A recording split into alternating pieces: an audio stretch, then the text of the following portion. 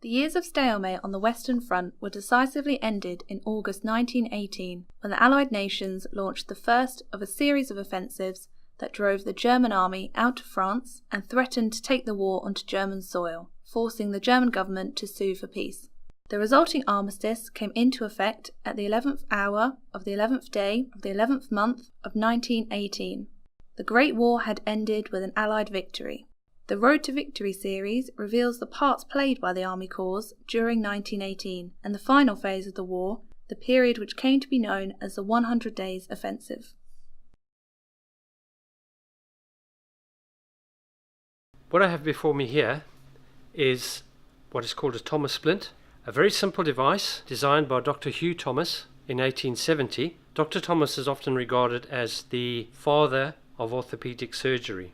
Now, he believed a fractured leg had to be stabilized as soon as possible, the bones realigned as soon as possible, and long periods of rest. In order to achieve this, he designed this splint. As I said earlier, very simple, made of metal tubing with a ring at the top and a little U-bend device at the bottom. Now, how this worked, the splint would be placed over the patient's leg, the foot in first through the ring at the top, would be drawn up to the thigh, the foot secured in this little U-bend here, or if the person had a boot on or a shoe, be secured in there.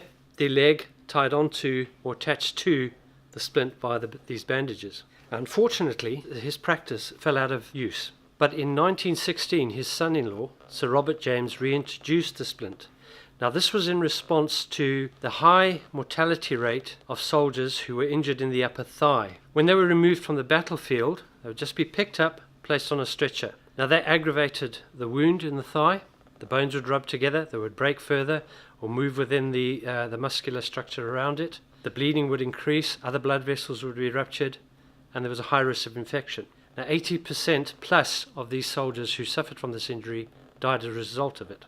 And once it was introduced, at the point of injury, the mortality rate dropped down to well below 20%. His leg would be stabilized at the point of injury, placed on the stretcher, through to the RAP, through to the casualty clearing station, where the operation to mend the wound would be conducted. The splint would be taken off, the operation completed, and a new splint placed on the leg. This would ensure that the leg was stable and that the soldier would have to rest it for a period of time until such time as the bones were healed and he was able to get up and move around again.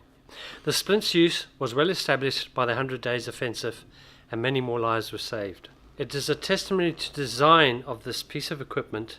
Despite new technologies and materials, the design is still used today.